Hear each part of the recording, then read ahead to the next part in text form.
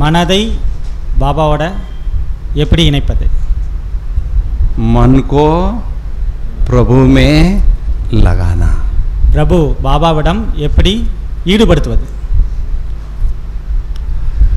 ये दुनिया में एक से एक कलाकार लोग हैं, एक से एक बढ़कर कलाकार है.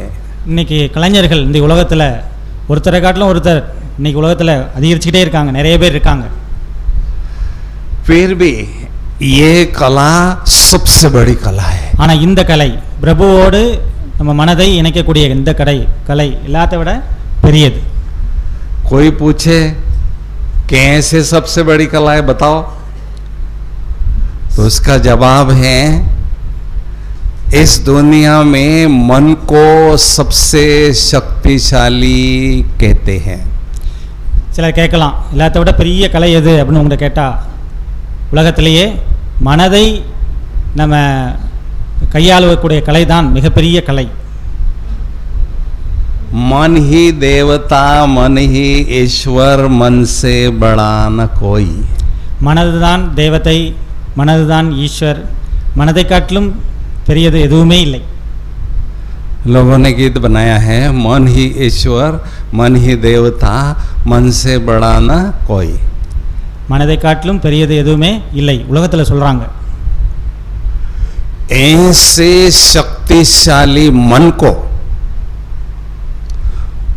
सर्वशक्तिवान परमात्मा पर एकाग्र करना, उनकी याद में टिकाना, ये सबसे शक्तिशाली कला है. அப்படிப்பட்ட அந்த மனதை சர்வசக்திவான் அந்த பரமாத்மாவோடு இணைப்பது தான் அந்த கலை. यही कला हमें चढ़ती कला की अनुभूति कराती है और 16 कला संपूर्ण बनाती है. இந்த கலை தான் நம்மளை 16 கலை நிறைந்தவர்களாக ஆக்குகிறது, உயர்ந்திலும் உயர்ந்த இந்த மனதினுடைய கலை. और कोई दूसरी ऐसी कला नहीं है जो हमें 16 कला संपूर्ण बनाए. வேற எந்த கலையும் தேவையில்லை, நம்மளை நாமளே 16 கலை சம்பன்னமாக்குறதுக்கு வேற எதுவுமே தேவையில்லை. मन को प्रभु में लगाना अर्थात मन मना भव का मंत्र का जाप करना. மனதை பிரபுவோடு இணைப்பது என்றால் உங்களுக்குலாம் தெரியும், அதாவது மனதில் மன்மனாபவ என்ற மந்திரத்தை உச்சரிப்பது. इससे पहला लाभ ये होता है परमात्मा से अथाह खजाने हमें प्राप्त होते हैं. இதில் முதல் லாபம் அப்படின்னு சொல்லிட்டா பரமாத்மாட்டிருந்து சக்திகளை அது கிரகிக்க ஆரம்பிச்சிடும். दूसरा लाभ है हमारे सिर पर जो पापों का बोझा है वो कम होता रह जाता है. ரெண்டாவது மிகப்பெரிய ஒரு லாபம் என்னன்னா, நம்ம தலையில் இருக்கக்கூடிய பாவச்சுமை இறங்க ஆரம்பிச்சிடும். तीसरा लाभ है आत्मा की बैटरी चार्ज होती है. மூணாவது லாபம் ஆத்மாவுடைய பேட்டரியை அது சார்ஜ் செய்ய ஆரம்பிச்சிடும். और चौथा लाभ है परमात्मा के प्यार में खो जाने का आनंद हमें मिलता है. நாலாவது லாபம் அதோட உயர்ந்தது, அந்த பரமாத்மாவிடம் அப்படியே மனதால் தொலைஞ்சு போகக்கூடிய மிகப்பெரிய லாபம் கிடைக்குது. दुनिया में जो बहुत बड़े लोग होते हैं ना, वो क्या करते हैं, कैसा बताते हम बहुत बड़े हैं, फैक्ट्री खोल देते हैं, बहुत बड़ी फैक्ट्री खोल देते हैं और मैक्सिमम इनकम खुद लेते हैं और थोड़ा बचा खुचा जो है वो नौकर चाकर दुकान वाले कस्टमर सेल्समैन उनको देते हैं. मक्खन खुद खा लेते हैं, छाछ दूसरों को देते हैं. உலகத்தில் பெரிய மனிதர்கள்னு சொல்லிக்குவாங்க, அவங்க பெரிய பெரிய ஃபேக்ட்ரிலாம் ஓப்பன் பண்ணுவாங்க, பல அமௌண்ட் போட்டு லாபத்தை எல்லாத்தையும் என்ன செஞ்சிருவாங்க, முக்கால் பகுதி அவங்க எடுத்துக்குவாங்க, கொஞ்சத்தை தான் தானம் பண்ணுவாங்க. அதாவது வெண்ணெயை எடுத்துக்குவாங்க, மீதி இருக்கக்கூடிய மோரை தான் எல்லாருக்கும் கொடுப்பாங்க. है ना? तो हम भी बाबा के बच्चे बहुत बड़े हैं, हम भी बाबा के बच्चे बहुत बड़े हैं, कोई भी छोटा नहीं है. நாமளும் பாபாவுடைய குழந்தைங்க, ஒன்றும் சிறியவங்க இல்லை, அந்த பரமாத்மாவுடைய குழந்தைங்க. बाबा सबको एक फैक्ट्री खोल देते हैं, याद की फैक्ट्री सबको खोल देते हैं. பாபா எல்லாருக்காகவும் இந்த மாதிரியான ஒரு ஃபேக்டரி ஓப்பன் பண்ணியிருக்காரு. उस फैक्ट्री का ओनर है आत्मा, அந்த ஃபேக்டரிக்கு ஓனர் ஆத்மா, मैनेजर है बुद्धि, அதில் வந்து மேனேஜர் யார்? புத்தி. कर्मचारी है मन. வேலைக்காரங்க மனசு. और जब बुद्धि मैनेज फैक्ट्री को अच्छी करती है, मन अच्छा काम करता है, तो एक सेकंड में अनेक पद्मों की कमाई इस फैक्ट्री में होती है. இந்த மேனேஜரான புத்தியையும் இந்த மனசையும் சரியாக நம்ம பயன்படுத்தினா அதில் அநேக விதமான வருமானம் கிடைச்சிட்டே இருக்கும். दुनिया में किसी की भी फैक्ट्री का इनकम इतना नहीं है. இந்த மாதிரியான ஃபேக்டரி உலகத்தில் எங்கேயுமே கிடையாது. चाहे वो अंबानी हो, चाहे कोई फंबानी हो, அம்பானியாக இருந்தாலும் சரிதான், அதானியாக இருந்தாலும் சரிதான். सबसे बड़ी फैक्ट्री बाबा ने खोल के दी है. மிகப்பெரிய ஒரு ஃபேக்டரியை பாபா நமக்காக ஓப்பன் பண்ணியிருக்கிறார். फैक्ट्री का आउटपुट बहुत लोगों होता है, तो लोग कहते हैं ये 24 घंटे भी कम भगवान ने दिए है, अगर ये दिन बड़ा होता ना और इनकम मेरा हो जाता. இந்த ஃபேக்ட்ரியில் எவ்வளவு நேரம் கொடுக்குறோமோ அவ்வளவு அது லாபம். 24 மணி நேரம் கொடுத்தாலும் போதும், இதில் அவ்வளவு லாபமோ லாபம். तो इस फैक्ट्री का रिजल्ट हमेशा सैटिस्फैक्ट्री होना जरूरी है. இந்த ஃபேக்ட்ரியில் வந்து ரொம்ப முக்கியமானது திருப்தி, சாட்டிஸ்ஃபேக்டரி, है ना?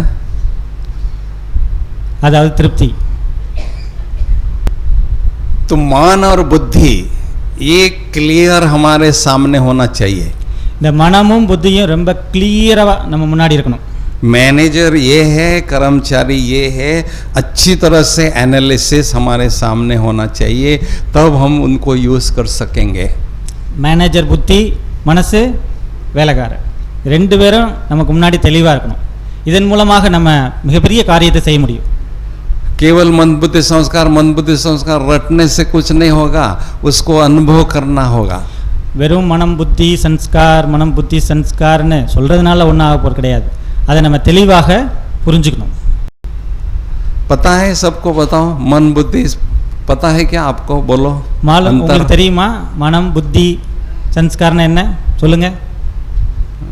पता है, अनुभव है. ये मैं आत्मा हूँ, ये शक्ति मेरी बुद्धि है, ये शक्ति मेरा मन है. क्लियर पता है? किसको पता है? अनुभव है. நான் ஆத்மா, என் மனசு புத்தி, இது எனக்கு என்னுடைய வேலைக்காரங்க. இது கிளியராக உங்களால் அனுபவம் பண்ண முடியுதா? யாரால் அனுபவம் பண்ண முடியுது? கை தூக்குங்க. पता है? अनुभव है. किसको अनुभव है? बोलो. अनुभव, அனுபவம் ஆகணும். அதுக்கான அனுபவம் ஏற்பட்டிருக்குன்னா கை தூக்குங்க. தெரியும் அனுபவம் செய்தவர்கள் கை தூக்குங்க. देखो, मैं आपको क्लियर पिक्चर बताता हूँ अभी. இப்போ உங்களுக்கு நான் கிளியரான அதுக்கான வரைபடத்தை சொல்ல போகிறேன். पहला प्रश्न पूछता हूँ, क्या आपने शक्ति सरोवर देखा है? முதல் கேள்வி என்னன்னா, நீங்கள் எல்லாருமே சக்தி சரோவர் பார்த்துருக்கீங்களா? கை தூக்குங்க. देखा है तो अभी दिखाई दे रहा है? பார்த்தீங்க, இப்போ தெரியுதா உங்கள் மனசில்? अभी दिखाई दे रहा है ना? अच्छा, दूसरा प्रश्न को मेरा है, शक्ति सरोवर में कोई हॉल भी है बड़ा? சரி, ரெண்டாவது கேள்வி என்னன்னா, அங்கே சக்தி சரோவரில் பெரிய ஹால் இருக்கா? कितनी कैपेसिटी है उसकी? அதில் எவ்வளோ கெப்பாசிட்டி, எவ்வளோ பேர் உட்காரலாம்? 3000 பேர். 3000. ऊपर कौन सा फोटो लगा है सामने? முன்னாடி என்ன இருக்குது? देखो, मैंने पूछा शक्ति सरोवर किसने देखा है, तो दिखाई दे रहा था, तो देखने वाली शक्ति बुद्धि है. फिर मैंने पूछा घर को कैसा है हॉल वहाँ, तो आपने 3000 कहा, बाबा का फोटो कहा, वो था मन. देखने वाली शक्ति है बुद्धि, सोचने वाली शक्ति है मन. इसको हमने अच्छी तरह से फील करना है, अनुभव करना है. जैसे शरीर समझते ये मेरा हाथ है, ये मेरा कान है, ये मेरा नाक है, ऐसे आत्मा समझते हैं तो ये मेरी बुद्धि है, ये मेरा मन है, ये मेरा संस्कार है. எப்படி சக்தி சரோவர்னு சொன்னோடனையும் நீங்கள் சக்தி சரோவர் பார்த்தீங்க. பார்த்தது எது அப்படின்னா புத்தி. விஷுவலைசேஷன் பண்ணது எது? புத்தி. அதே போல் அங்கே எத்தனை பேர் உட்காரலான்னு நான் கேட்கும்போது உங்களுக்கு பல சிந்தனைகள் வந்துச்சு. அதெல்லாம் செய்தது மனம்.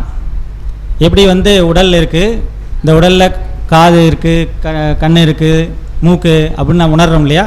அதே போல் இந்த காட்சிகளும் நமக்கு நம்மளுடையதாக நம்ம உணரணும், அனுபவம் செய்யணும். इस दुनिया में सबसे बुद्धिमान योगी आत्माएं हैं. இந்த உலகத்தில் மிகப்பெரிய புத்திவான்னா யோகி ஆத்மாக்கள்.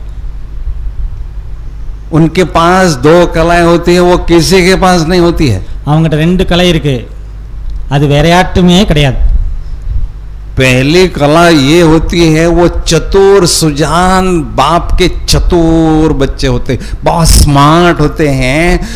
दुश्मन के राज में रहकर मन बुद्धि को दुश्मन के वार से बचा कर रखते हैं. ये चतुराई उनके पास होती है. இந்த ஆத்மால மிகப்பெரிய ஒரு கலை எது அப்படின்னா புத்திசாலித்தனமான கலை. அந்த வரக்கூடிய மாயையை கண்டறிந்து அதை பாதுகாக்கக்கூடியது அந்த சக்தி என்பது ஆத்மால இருக்குது. அது மனம் புத்தி தான் செய்யுது. बुद्धि को सेफ रखते हैं. और दूसरी बात, बुद्धि को उसी ठिकाने पर एकाग्र करते हैं जहां हर पल हर घड़ी इतनी कमाई करते रहते हैं और अपने मालामाल करते, साथ में चलने वाली कमाई करने में समय सफल करते हैं. புத்தியை நம்ம பாபாட்ட ஒருமுறைப்படுத்தும் போது அங்கேருந்து நமக்கு சக்தி கிடைச்சிருது. அது நம்ம கூடயே வரக்கூடிய சக்தியாக இருக்குது. அந்த வருமானம் நமக்கு ஏற்படுது. जब बहुत बड़ी फैक्ट्री खोलते हैं ना, तो अड़ोसी पड़ोसी लोग देखते हैं, अच्छा इतने अच्छी फैक्ट्री, इतनी बड़ी फैक्ट्री खोली है, हमने इसको चलने नहीं देना है, हमने इसको विघ्न इसमें डालते जाना है. பொதுவாக ஒரு பெரிய ஃபேக்ட்ரி ஓப்பன் பண்ணிட்டாங்களா, இவ்வளோ பெரிய ஃபேக்ட்ரி ஓப்பன் பண்ணிட்டீங்களா, இதை நான் எப்படியாவது நடத்த விட மாட்டேன் அப்படின்னு தானே யோசிப்பாங்க மக்கள். அதே போல் जेलसी, இன்னைக்கு பொறாமைனால அது செய்வாங்க தான். तो बाबा ने हमें इतनी बड़ी फैक्ट्री खोल दी है, तो माया को भी बहुत जेलसी होती है, मैंने इसको चलने नहीं देना है. பாபா கூட நமக்காக இந்த ஃபேக்ட்ரி ஓப்பன் பண்ணிட்டாரு. அப்போ மாயா கூட என்ன செய்யுது? பொறாமைப்பட்டு இதை நான் எப்படி ஏங்க விடுவேன் அப்படின்ட்டு நம்மகிட்ட வருது. कमाई, बाबा कहते खूब कमाई करो, खूब कमाई करो. வருமானம், பாபா சொல்றாரு அதிகமாக வருமானத்தை ஈட்டுங்கன்னு சொல்றாரு. दूसरी तरफ का प्लस माई, माई में ना माया, माया को कहता है तुम इसको इनकम नहीं करने देना, इसकी इसमें बाधा डालना. मेरे पास इतनी सीट तो है ही नहीं, सतयुग में 8 सीट है, 108 है, 16,000 है, सब किसको मैं बिठाऊं उस पर. கூடவே அதாவது கமாயினா வருமானம், தமிழில், ஹிந்தியில் கா மாயி, கூடவே எது இருக்குது சொல்கிறாரு பாபா. என்ன சொல்கிறாரு? மாயாட்ட இவங்க நிறைய வருமானம் எடுத்துட்டானா எனக்கு அவ்வளோ சீட் இல்லை சத்தியுகத்தில், அதனால் ரொம்ப ஃபோர்ஸாக இவங்களுக்கு டெஸ்ட் பண்ணு அப்படின்னு மாயா அனுப்பி வச்சிடறாராம். அதுக்கு தான் பேர் கமாயி. इधर कहते करो कमाई और इधर माया को भेजता है, बीच में हम फंस जाते हैं. ரொம்ப வருமானம் எடுத்துட்டா நம்ம என்ன பண்ணுறது? சீட்டு கொடுக்கணும் இல்லையா? है ना? तो कौन से विघ्न आते हैं उसको हमने पहचानना है और विघ्नों का निवारण कैसे करना है उस पर हम चर्चा करेंगे. அப்போ என்னென்ன விக்னங்கள் தடைகள் வருது, அதை எப்படி நிவாரணம் பண்ணுறது, இது பற்றி நம்ம இன்னைக்கு பேசிக்குவோம். இதை பற்றி நம்ம சர்ச்சை பண்ணுவோம். सबसे पहला विघ्न, எல்லாத்த காட்டிலும் முதல் விக்னம் தடை, मन को भटकाने वाला पहला विघ्न है देह की स्मृति और देह के तरफ आकर्षण होना. முதல் மனதை டிஸ்டர்ப் பண்ணக்கூடிய மிகப்பெரிய தடை. அதாவது அதற்கு காரணம் தேக உணர்வு, தேகத்தினுடைய கவர்ச்சி. देह की स्मृति मन को भटकाती है और देह को सजाने के लिए, संवारने के लिए, नाना दोनों कितना हम समय लगाते हैं उसमें. பாருங்க, இந்த தேகத்தை பரிபாலனை செய்யறதுக்காக நம்ம இதை குளிப்பாட்டுறது, வைக்கிறது, அலங்காரம் பண்ணுறது எவ்வளவு சமயம் கொடுக்குறோம். ये देह मेरा नहीं है, फिर भी इतना उसको हम पीछे पड़े रहते हैं. இந்த தேகம் நம்முடையதே கிடையாது. இதுக்கு பின்னாடி நம்ம எவ்வளவு நேரத்தை கொடுத்துட்டு இருக்கிறோம், இதுக்கு பின்னாடியே போயிட்டு இருக்கிறோம். कल हमको 14 बहन की मौसी की कार मिली. सारा दिन हम उस कार में घूमे, ट्रैवल किया, एंजॉय किया. वो 14 बहन की मौसी की कार थी. நேற்று எனக்கு ஒரு கார் கிடைச்சது. எவ்வளோ இந்த 16 அமௌண்ட் அவ்வளோ வேல்யூபிள் ஆனது. அதில் தான் நாங்கள் போயிட்டு வந்தோம். கோதை சிஸ்டர் தான் கொடுத்தாங்கன்னு சொல்கிறாரு. तो हम ट्रैवल कर रहे थे तो बुद्धि में थी एक कोदे बहन की मौसी की कार है, एक कोदे बहन की मौसी की कार है, हमारी नहीं. எனக்கு புத்தியில் என்ன இருந்துச்சு, இது அவங்களால கொடுக்கப்பட்டது, அவங்க வீட்டிலேருந்து வந்திருக்கு அப்படின்னு புத்தியில் இருந்துச்சு. तो ये कार मेरी नहीं है, ये माया की कार है, मेरी नहीं है. ஆனால் அந்த கார் என்னோடது கிடையாது, இது வந்து என்னை புத்தியை இழுக்கக்கூடிய மாயாவனுடைய கார் அப்படின்னு சொல்றாரு. 5 विकार और 5 तत्वों से ये माया ने हमें कार दी है, ये कार मेरी नहीं है, माया की அதே போல है. இந்த உடல்ங்கிறது கூட 5 தத்துவத்தால் ஆக்கப்பட்ட மாயா என்ற கார். इसको केवल ट्रस्टी होकर संभालना है, इसमें लगाव में नहीं आना है, उसकी स्मृति में भी नहीं आना है. இதை ட்ரஸ்டி ஆகிட்டு நம்ம பாதுகாத்துக்கணும். இதை பற்றியே நம்ம யோசிக்க கூடாது. तो जितना देह से न्यारा, எவ்வளவு இந்த தேகத்திலிருந்து விடுபடுறோமோ उतना बाबा का प्यारा. அந்த அளவுக்கு பாபாவிடம் அன்பாகலாம். प्यारा न्यारा प्यारा. बॉडी की कंपनी चाहिए या गॉड की कंपनी चाहिए, चॉइस है आपको. இப்போ நீங்கள் முடிவெடுக்க வேண்டியது, இந்த உடலுடைய கம்பெனி வேணுமா, பரமாத்மாவுடைய கம்பெனி வேணுமா, காடோட கம்பெனி வேணுமா. बॉडी ने तो कौड़ी बना दिया, இந்த பாடி நம்மளை कौड़ी, அதாவது சோழியாக ஆக்கிவிட்டது, கீழான நிலைக்கு ஆக்கிவிட்டது. और गॉड हमें हीरा बना रहा है. ஆனால் காட் நம்மளை ஹீரோவாக ஆக்குறார், அதாவது வைரமாக ஆக்குகிறார். அது சோழி எங்கே, வைரம் எங்கே. तो इस देह विघ्न को निवारण करने का कारण क्या, ये निवारण कैसे करेंगे? देह में रहते हुए विदेही स्थिति का अभ्यास करते रहना. முதல் பாயிண்ட் என்ன, இந்த விக்னங்களை களைவது எப்படி. இந்த தேகத்தில் இருந்தாலும் நான் விதேகி, நான் வந்து இங்கே இருக்கிறவங்க கிடையாது, பரந்தாமத்தை சேர்ந்த விதேகி ஆத்மா. तो इस देह से स्मृति से भी हम न्यारे रहते இந்த தேகத்தினுடைய உணர்விலிருந்தும் நான் விடுபட வேண்டும். ठीक है. अब देह की तरफ आकर्षण होना, ये हमारा 63 जन्मों का बड़ा कड़ा संस्कार है. தேகத்தின் மீதான ஆக்கர்ஷணம் வந்து 63 ஜென்மத்திற்கான கவர்ச்சி.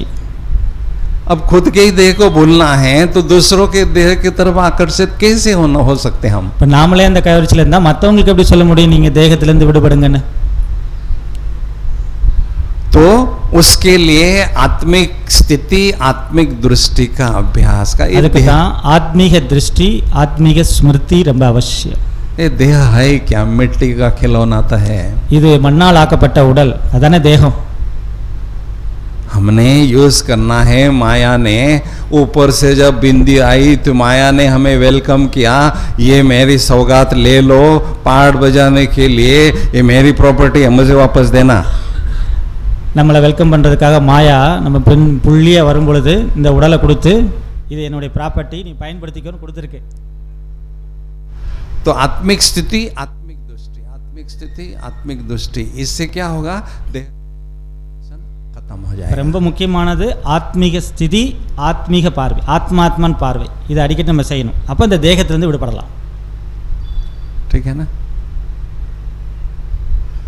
दूसरा विघ्न, இரண்டாவது விக்னம், தடை. देह की दुनिया और देह के पदार्थों के तरफ मन भटकता जाता है. தேகத்தினுடைய உடல், தேகத்தினுடைய உலகம், தேகத்தினுடைய அதாவது இந்த உலகத்தினுடைய பதார்த்தம், இந்த உலகம், இதுவும் மனதை என்ன செய்து அலக்களிக்கிறது.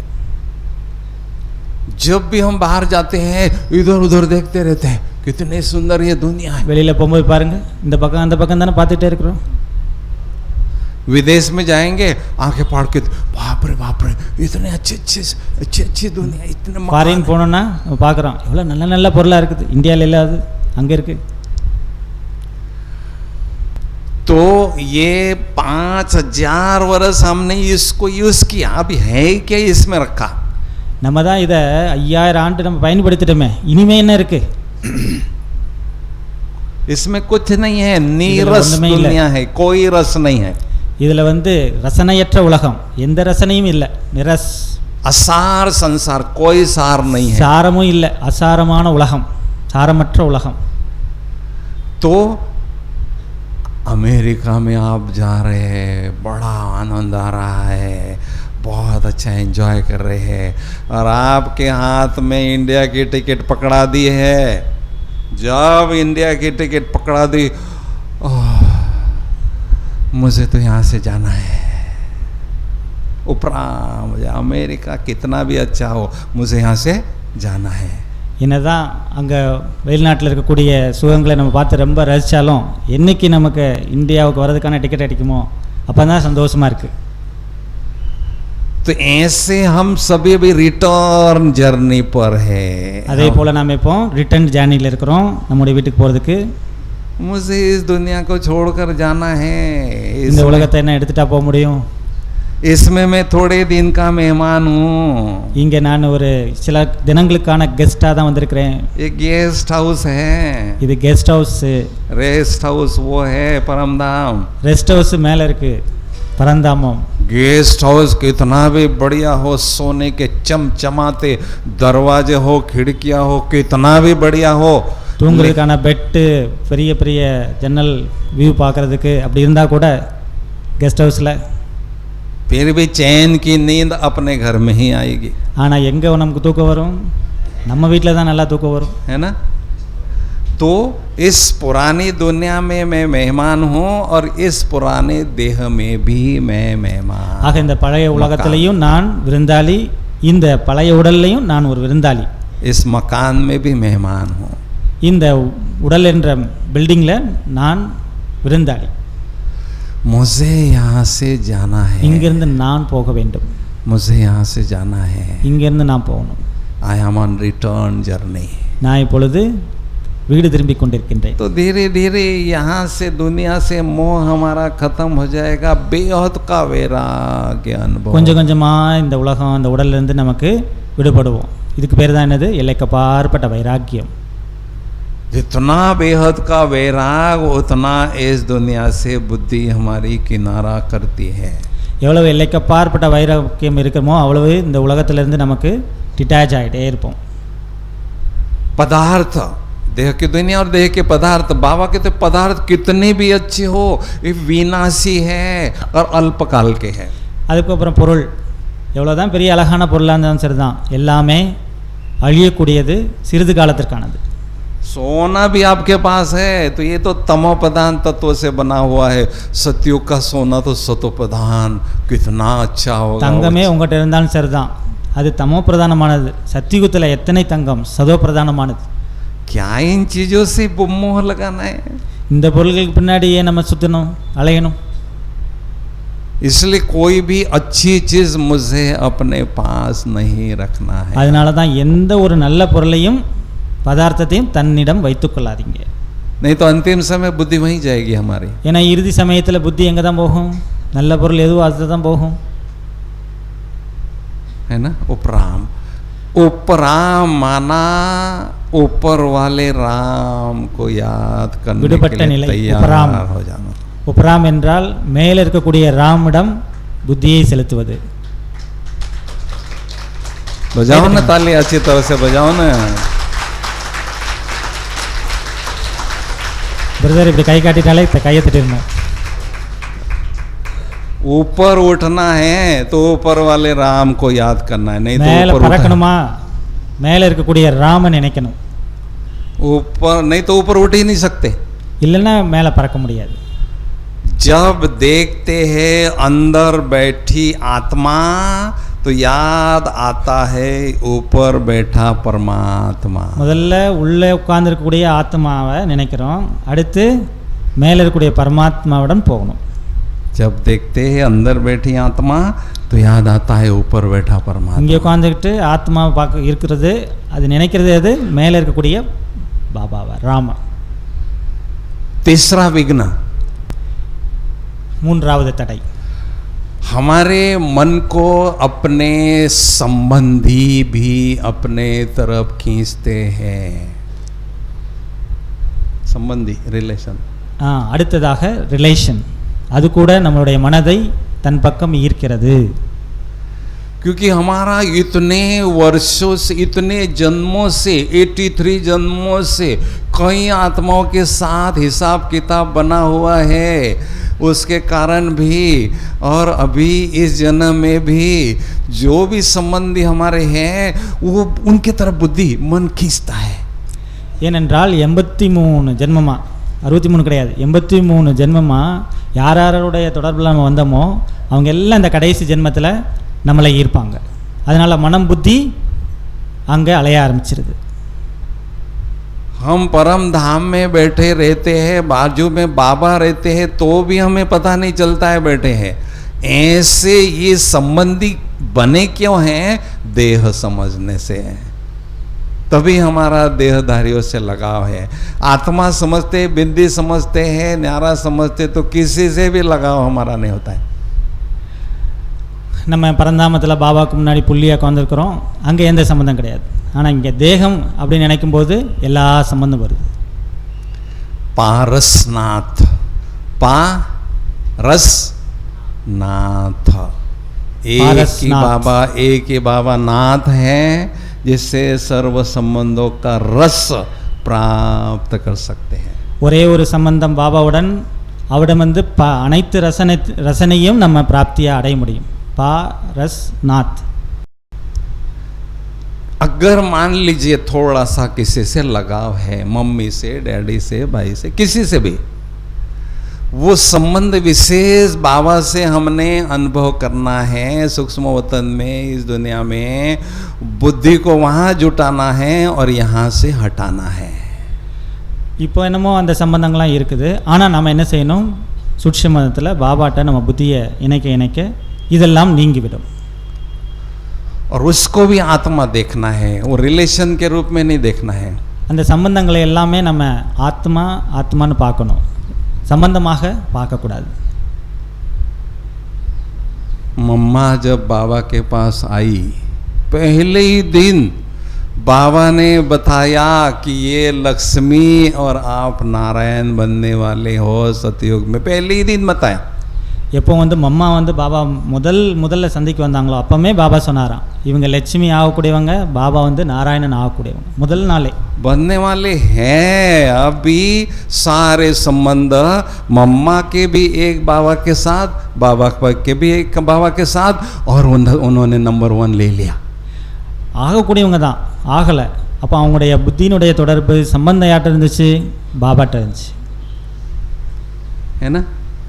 அதனால தான் ஆனாங்க. इसलिए हमें बाबा के साथ सर्व संबंधों का अनुभव करने का अभ्यास करते रहना है. அதனால தான் நாம பாபாவிடம் சர்வ சம்பந்தத்துக்கான அந்த பயிற்சியை நம்ம செய்ய வேண்டியது அவசியம். एक भी संबंध नहीं छोड़ना है. ஒரு சம்பந்தத்தை கூட விடக்கூடாது பாபாட்ட. சர்வ சம்பந்தம். क्यों? बोलो ना लोग. ஏன்? எதனால? जो नहीं रखे हैं वो खींच लेता है. बहुत अच्छा. और गहरी बात बताओ. இன்னும் ஆழமான விஷயம் சொல்லுங்க. இதுல மாயா आ जाएगा. माया आ जाएगी. उसी के द्वारा. மேல வேற யாராவது சொல்லுங்க. क्यों जरूरी है सर्व संबंध अनुभव करना? क्या इसके पीछे அவசியம்? சர்வ சம்பந்தத்தை செய்ய வேண்டியது என்ன அவசியம் இருக்கு? क्या सीक्रेट है इसके पीछे? இதுல என்ன சீக்ரெட் இருக்கு பின்னாடி? ஒரு एक बाबा का संबंध.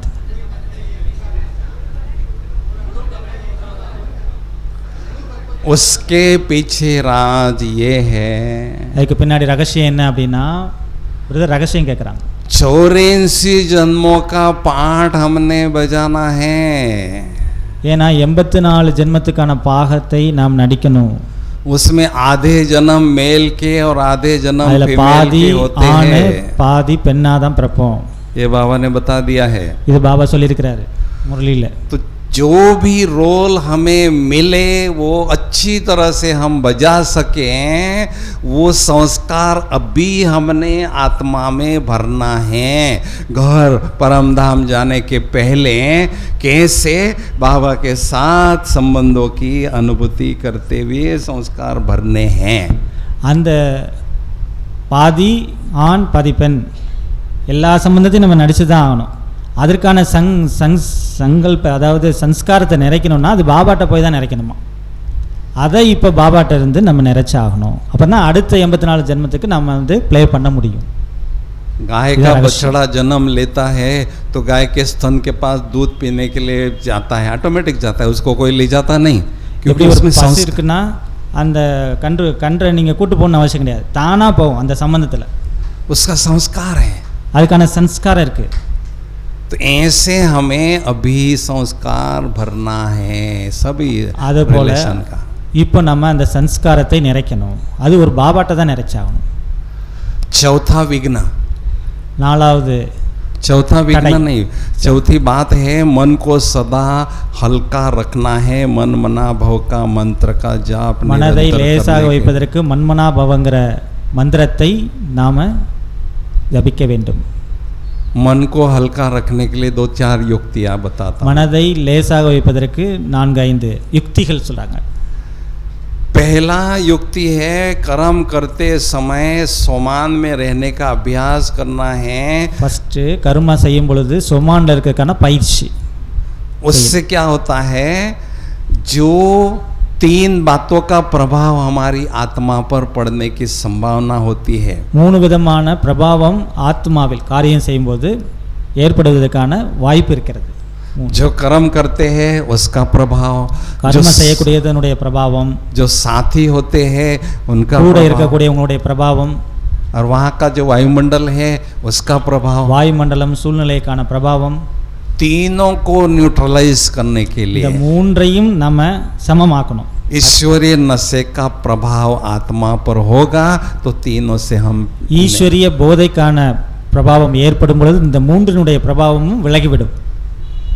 दूसरी युक्ति, இரண்டாவது யுக்தி, जो भी जिम्मेदारी हमारी है लौकिक अलौकिक जिम्मेदारी हमें बाबा के कंधे पर रखना है और खुद को लाइट अनुभव करना है। என்னென்ன பொறுப்புகள் இருக்குதோ லௌகிகம் அலௌகிகம் இது எல்லாமே பாபாவிட்ட கொடுத்துடணும், பாபா மேலே வச்சிடணும். हम बाबा को दे देते हैं और वापस ले लेते हैं, क्यों? हमें थोड़ा सा संशय आता है, पता नहीं बाबा मदद करेगा या नहीं करेगा, उसके कारण वापस ले लेते। நம்ம பாபாட்ட கொடுக்குறோம், ஆனால் தேவைப்படும் போது வாங்கிக்கிறோம். என்ன காரணம்? நமக்கு சந்தேகம் வந்துடுது, ஏன்னா பாபா இது நமக்கு ஹெல்ப் பண்ணுவாரா வைப்பாரா அப்படிங்கிற சந்தேகம் வந்துடும். तीसरी युक्ति, மூன்றாவது யுக்தி, कर्म करते समय फरिश्ता स्थिति, कर्म योगी கர்மா செய்யும் பொழுது பரிஸ்தா ஸ்திதி अनुभव करते रहे। பரிஸ்தா ஸ்திதிக்கான அனுபவம் செஞ்சுக்கிட்டே இருக்கணும். स्थूल देह समझने से ये तो मशीनरी है, थकावट आएगी, लेकिन लाइट का देह समझने से लाइट थकती नहीं है, तो अथक बनकर हम सेवा करते இது रहेंगे। மிஷின், ஒரு கருவி, இதை யூஸ் பண்ண டயர்டாக தான் ஆகும், ஆனால் சூட்சும உடல் அது டயர்டாகவே ஆகாது. பரிஸ்தா समझा क्या? तो किसी न किसी तरह और नथिंग न्यू का पाठ पक्का करना है। அதாவது அதற்காக எதுவுமே புதுசில்லை அப்படிங்கிற பாகத்தை நம்ம நடிக்கணும். कोई विघ्न आता है कारोबार में तो नथिंग न्यू का अभ्यास पाठ करना। காரியம் செய்யும்போது ஏதாவது தடை வரும், நம்ம என்ன பாட்டு ப்ளே பண்ணணும்? நத்திங் நியூ, எதுவுமே புதுசில்லை, इजी रहना है, ஈஸியாக இருக்கலாம். और इस फैक्ट्री को और चलाने के लिए अच्छी तरह से मन मना भव का मंत्र का जाप करने के लिए हमें चार्ट रखना है। இந்த ஃபேக்ட்ரியை நல்ல விதத்தில் இயக்குவதற்காக மிக முக்கியமானது சார்ட் வைக்கணும். याद का चार्ट, खास நினைவுக்கான சார்ட் வைக்கணும். जो बड़े व्यक्ति होते हैं ना वो हमेशा ध्यान रखते कितनी मेरी कमाई हो गई है, कितना मेरा स्पेंडिंग है, कितना मेरा सेविंग है, ये सारा रखते हैं। பெரிய பிஸ்னஸ்மேனாக இருந்தாங்கன்னா மிக முக்கியமாக எவ்வளோ எனக்கு லாபம் எவ்வளோ நட்டம் அப்படிங்கிற கணக்கு வைப்பாங்க.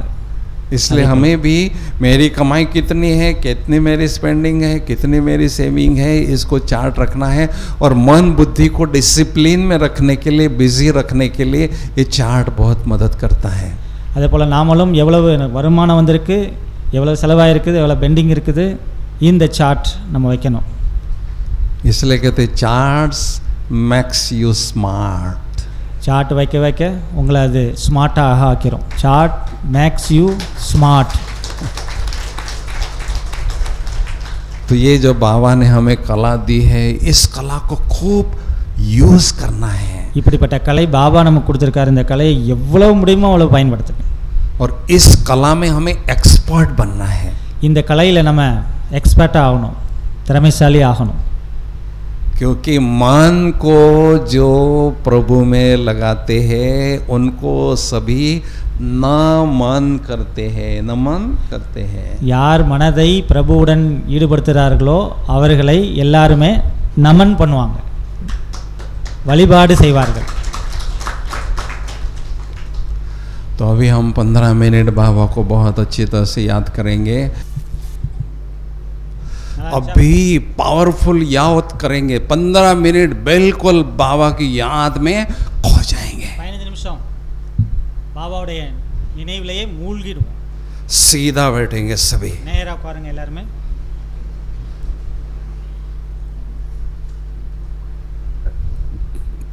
ओम शांति.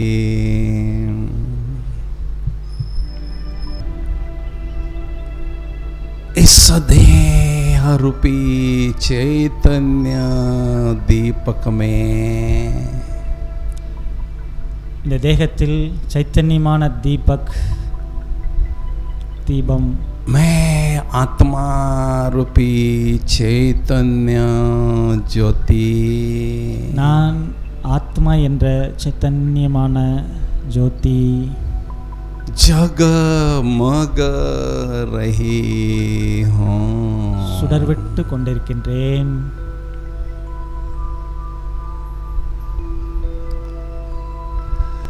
मज आत्मा रूपी चैतन्य ज्योति से, என்னுடைய சைத்தன்யமான ஆத்மா ஜோதியில் दिव्यता का प्रकाश, திவ்ய தன்மையினுடைய பிரகாசம் चारों ओर நாலாபுறமும் பரவிக்கொண்டே இருக்கிறது. फैल रहा है. பரவிக்கொண்டே இருக்கிறது. भगवान की नजरों में आई हुई मैं भाग्यवान आत्म ज्योति, பரமாத்மாவுடைய பார்வையில் வந்திருக்கக்கூடிய நான் பாக்கியவான ஆத்மா. स्वयं भगवान मेरे भाग्य के गीत हर रोज गाते ही रहते हैं मुरली में. சுயம் பாபா என்னுடைய பாக்கியத்தினுடைய பாடலை தினமும் பாடிக்கொண்டே இருக்கின்றார், முரளியில் பாடிக்கொண்டே இருக்கின்றார். मुझसे अपने भाग्य पर नाज है. இந்த பாக்கியத்தின் மீது எனக்கு அந்த அளவுக்கு பெருமையாக இருக்கிறது. मैं आत्मा रूपी चैतन्य ज्योति, நான் ஆத்மா என்ற உயிருள்ள ஜோதி इस देह रूपी चैतन्य दीपक से न्यारी होकर, இந்த உடல் என்ற வீட்டிலிருந்து நான் விடுபட்டு बुद्धि रूपी विमान में बैठकर, புத்தி என்ற விமானத்தில் அமர்ந்து கொண்டு फरिश्तों की दुनिया की ओर उड़ती हुई जा रही हूँ. பரிஸ்தா உலகத்தை நோக்கி பறந்து செல்கின்றேன். इस विश्व के गोले से पार, இந்த உலக உருண்டைக்கும் அப்பால், चंद्र सूर्य तारा गण से भी पार, சூரிய சந்திர நட்சத்திர மண்டலங்களையும் கடந்து उड़ती हुई जा रही हूँ. பறந்து பறந்து செல்கின்றேன். ओहो, फरिश्तों की दुनिया में पहुंच गई हूँ. ஆஹா, பரிஸ்தாவினுடைய உலகத்தை நோக்கி நான் சென்றடைந்து விட்டேன். जहाँ चारों ओर सफेद ही सफेद दिव्य प्रकाश ही प्रकाश அங்கு है. நாலாபுறமும் வெண்மையே வெண்மையான தீப பிரகாசமான உலகமாக இருக்கிறது. मुझ आत्म ज्योति ने दिव्य प्रकाश की सुंदर फरिश्ता स्वरूप की ड्रेस धारण कर ली है. என்னுடைய ஆத்மாவும் மிக அழகான பரிசுத்த உடலை எடுத்து விட்டது. कितनी सुंदर हल्की फुल्की ड्रेस है यह. எவ்வளவு அழகான லேசான ஒளி உடல்.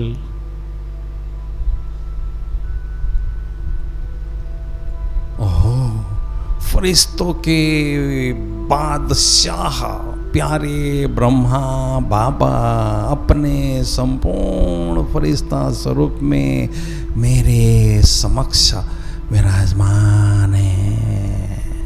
பரிசுத்தாக்களுடைய தலைவர் என்னுடைய அன்பான பிரம்மா பாபா மிகவும் பிரகாசமான உடலில் என் முன்னாடி இருக்கின்றார். मेरे अति प्यारे अति मीठे शिव बाबुल भी उनके भ्रुकुटी में இனிமையான சிவ பாபா அவருடைய உடம்பில் विराजमान है. அவர் உடலில் அமர்ந்திருக்கின்றார். बाप दादा मुझे अति स्नेह भरी दृष्टि दे रहे பாப் தாதா அன்பான அந்த திருஷ்டியை என் மீது செலுத்தி கொண்டே இருக்கின்றார்கள். मैं फरिश्ता நானும் பரிசுத்தா. बाबा की दृष्टि का आनंद लेते लेते बाबा की बाहों में समा गया. பாபாவுடைய திருஷ்டியை வாங்கிக் கொண்டே பாபாவுடைய மடியில் புதைந்து விட்டேன். बाबा के नैनों में स्नेह के मोती चमक रहे हैं. பாபாவுடைய நெற்றியில் அன்பினுடைய அந்த முத்து ஜொலித்து கொண்டே இருக்கிறது.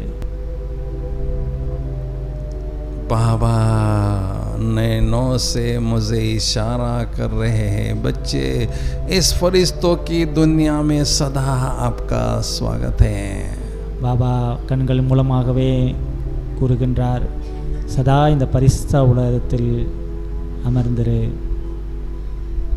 जब भी चाहो எப்போ விரும்பினாலும் जिस भी संबंध की अनुभूति मुझसे करना चाहो எந்த சம்பந்தத்தினுடைய அனுபவத்தை செய்ய வேண்டும் என்றாலும் करते रहो. என்னிடம் செய்து கொண்டே இரு. सचमुच உண்மையில் मैं कितनी न नसीबवान आत्मा हूँ எத்தனை அதிர்ஷ்டசாலியான ஆத்மா நான். तो डायरेक्ट भगवान के साथ பகவானுடன் இப்பொழுது இருக்கின்றேன். सर्व संबंधों की अनुभूति करते हुए சர்வ சம்பந்தங்களுடைய அனுபவத்தை செய்து கொண்டே இருக்கின்றேன். स्वयं को परमात्म प्यार से भरपूर कर रही हूँ. என்னை நானே பரமாத்மாவுடைய சர்வோத்தமான அன்பை நிறைத்து கொண்டே இருக்கின்றேன். फरिश्ता स्वरूप की ड्रेस को छोड़कर இப்பொழுது பரிசுத்த உடலை விட்டுவிட்டு मैं आत्मा रूपी चैतन्य ज्योति உயிர் கொண்ட சக்தியானது ஜோதியானது पुनः बुद्धि रूपी विमान में बैठकर மீண்டும் புத்தி என்ற விமானத்தில் அமர்ந்து दिव्य ज्योति धाम की ओर उड़ती हुई जा रही हूँ. திவ்யமான தெய்வீகமான ஜோதியினுடைய உலகத்தை நோக்கி நான் போய்க்கொண்டே இருக்கின்றேன். ओहो, दिव्य ज्योति धाम में पहुंच गई हूँ. ஆஹா, என்னுடைய உண்மையான அந்த வீட்டிற்கு திவ்யமான ஜோதி வடிவமான உலகத்திரை அடைந்து விட்டேன். जहाँ चारों सुनहरी लाल அங்கு நாலாபுறமும் செம்பொன் சிகப்பு நிறமான ஒளிக்கற்றைகள் दिव्य प्रकाश प्रकाश है. பிரகாசமே பிரகாசமான திவ்ய பிரகாசமாக இருக்கிறது. शांति परम शांति चारों तरफ छाई हुई है. அமைதியே அமைதி, சாந்தி நாலாபுறமும் நிறைந்து இருக்கிறது. ओहो, मेरे प्राणों के प्राण ஆஹா என்னுடைய அன்பிலும் அன்பான सत्यम शिवम सुंदरम சத்தியம் சிவம் சுந்தரமான प्यारे शिव बाबुल मुझ आत्म ज्योति के समक्ष विराजमान है। அன்பான அந்த ஆத்மாவுடைய தந்தை என் ஆத்மா முன்னாடி இருக்கின்றார். मैं आत्म ज्योति बाबा की सुंदर छवि को दिव्य चक्षु से निहार रही हूँ। நான் ஆத்மா என்னுடைய திவ்யமான கண்கள் மூலமாக அவரை பார்த்து கொண்டே இருக்கின்றேன். बाबा मेरे नैनों के नूर बन चुके हैं। பாபா என்னுடைய கண்களின் மணியாக ஆகிவிட்டார். बाबा ज्ञान सूर्य है। பாபா ஒரு ஞான சூரியனாக இருக்கின்றார். आध्यात्मिक शक्तियों की प्रचंड स्रोत है। சர்வ சக்திகள் நிறைந்த பிரகாசமான நிலையில் இருக்கின்றார். शक्तियों के सागर ज्ञान सूर्य शिव पिता से अत्यंत शक्तिशाली किरणों की बरसात मुझ आत्म ज्योति पर हो रही है। சர்வசக்திவான் ஞானக்கடல் பாபாவுடைய சக்தி பிரகாசமான ஒளிக்கற்றைகள் என் ஆத்மாவின் மீது பட்டு கொண்டே இருக்கின்றது. मैं आत्म ज्योति ज्ञान सूर्य शिव पिता से प्रचंड शक्तियाँ अनंत शक्तियाँ स्वयं में ग्रहण कर रही हूँ। நான் ஆத்மா ஞானத்தினுடைய சக்தியையும் சர்வ சக்தியையும் என் ஆத்மாவில் நிறைத்து கொண்டே இருக்கின்றேன். योग की प्रखर अग्नि में मेरे पूर्व जन्मों के पाप पल भर में भस्म हो रहे हैं। அந்த யோகத்தினுடைய அந்த அக்னி அந்த வெப்பமானது என்னுடைய ஆத்மாவில் இருக்கக்கூடிய பல ஜென்மத்திற்கான பாவத்தை பஸ்மம் செய்து கொண்டிருக்கிறது. मैं आत्म ज्योति स्वयं को एकदम लाइट और खुशी से भरपूर अनुभव कर रही हूँ। நான் ஆத்ம ஜோதி முற்றிலுமாக பிரகாசமாக முழுமையாக அனுபவம் செய்து கொண்டே இருக்கின்றேன். सचमुच मेरे जीवन के सबसे खुशनुमा पल है यह। உண்மையில் என்னுடைய வாழ்க்கையில் இந்த கணம் முற்றிலும் உயர்ந்ததாக இருக்கிறது. जिसमें मैं आत्म ज्योति डायरेक्ट ज्योति सागर भगवान के कंपनी में स्वयं को अनुभव कर रही हूँ। இப்பொழுது நான் சுயம் சர்வசக்திவான் பாபாவுடைய தொடர்பிலேயே இருக்கின்றதை அனுபவம் செய்கின்றேன். அவர் என்னுடன் இருப்பதை உணர்கின்றேன். वारे में वहाँ मेरा बाबा, वहाँ मेरा भाग्य। ஆஹா என்னுடைய பாபா, ஆஹா என்னுடைய பாக்கியம். बाबा बाबा मैंने आपसे बहुत कुछ पा लिया बाबा। பாபா பாபா நான் உன்னிடம் அடைவதற்காக வந்திருக்கின்றேன். मेरी एक छोटी सी और आस है बाबा। என்னிடம் சிறிய சிறிய பலகீனங்கள் இருக்கிறது. कि मेरे दिल रूपी मंदिर में என்னுடைய உள்ளம் என்ற கோயிலினில் आपके ही प्यार की अखंड ज्योत जलती रहे बाबा। என்னுடைய உள்ளம் என்ற கோயிலில் நீங்கள் பிரகாசமான தீபமாக இருங்கள் பாபா. जो संगम की हर घड़ी मैं आत्म ज्योति आपके महिमा के गीत गाती रहूं।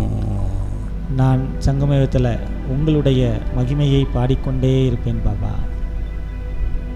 आपके ही संग में, உங்களுடைய தொடர்பிலேயே, आपके ही रंग में रंगती உங்களுடைய रहूं। நிறத்திலேயே நான் நிரந்தரமாக இருப்பேன் பாபா. शक्तियों से भरपूर आत्म ज्योति, சக்தி நிறைந்த ஆத்ம ஜோதி बुद्धि रूपी विमान में बैठकर நான் உங்களுடைய சக்தியிலேயே நிறைந்திருக்கின்றேன். निराकारी दुनिया से साकारी दुनिया की ओर उड़ती हुई आ रही हूँ। நான் நிராகாரமான உலகத்திலிருந்து சாக்கார உலகத்தை நோக்கி பறந்து வருகின்றேன். और इस शरीर रूपी चैतन्य दीपक में विराजमान हो चुकी இந்த हूँ। சரீரம் என்ற வீட்டில் திவ்யமான ஜோதி நான் என்னுடைய நெற்றி புருவத்தில் அமர்கின்றேன்.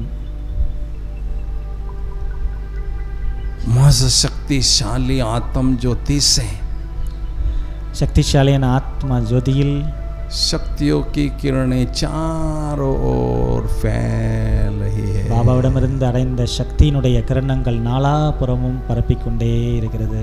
जैसे मैं आत्म ज्योत बाबा जन निराकार ज्योति बिंदु हैं, वैसे मैं आत्म ज्योति भी निराकार ज्योति बिंदु எப்படி हूँ। பாபாவோ அதே போன்று நான் ஆத்ம ஜோதி நிராகாரமாக இருக்கின்றேன். ओम शांति। ஓம் சாந்தி. बहुत बहुत धन्यवाद आप सभी को। Thank you so much.